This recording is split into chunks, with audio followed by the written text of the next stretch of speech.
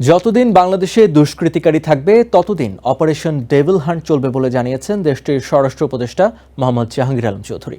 তিনি জানান, যারাই দেশকে অস্থিতিশীল করতে চাইবে তাদেরকে আইনের আওতায় আনা হবে।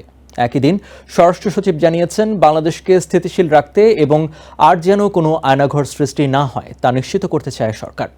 এদিকে চলমান অপারেশন ডেভিল হান্টে দেশটিতে এখন পর্যন্ত অন্তত ১,৩০০ জনকে আটক করেছে যৌথ বাহিনী।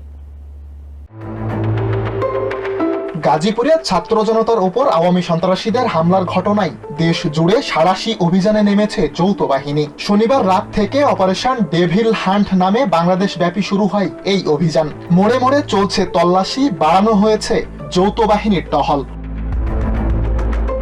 অভিযানে ইতোমধ্যেই গাজীপুরে আটক হয়েছেন জেলার সাবেক ৫ পুলিশ কর্মকর্তা। যারাই অস্থিতিশীল পরিস্থিতি সৃষ্টির চেষ্টা করবে তাদের বিরুদ্ধেই অভিযান চলবে বলে জানিয়েছেন জেলা police super doctor Chowdhury Jaber Sadek.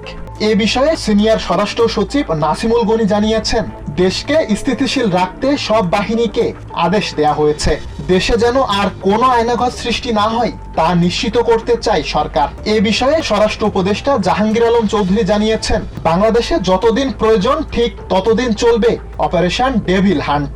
Devil যতদিন পর্যন্ত শেষ না হবে ততদিন পর্যন্ত অপারেশন চলবে। সুনামগঞ্জের কৃষকের ভাস্কর্য ভাঙায় জড়িতদেরও আইনের আওতায় আনার হুঁশিয়ারি দেন স্বরাষ্ট্র উপদেষ্টা। সুলাইমান কবির, TVN 24 news desk. New York থেকে সম্প্রচারিত TVN 24 টেলিভিশন বিশ্বজুড়ে বাঙালির কণ্ঠস্বর।